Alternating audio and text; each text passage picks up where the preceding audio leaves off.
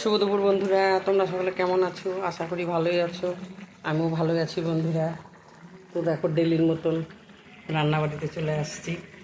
দেখো রান্নাবাড়ি কী করতেছি। আজকে মঙ্গলবার, আমাদের নিরামিষ। দেখো আলু পটল দিয়ে রান্না বসাইছি। প্রত্যেকদিন টুকরা করে করি না, আজকে গোটা গোটা করে করলাম। এই দেখো, তেল দিয়ে বেশি করে লাল লাল করে ভেজে নিচ্ছি।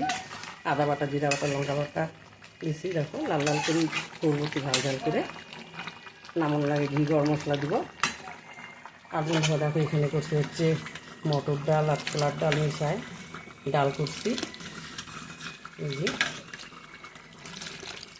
এখানেও ডাল রাখলাম একটু। এই দেখো এটাও ডাল।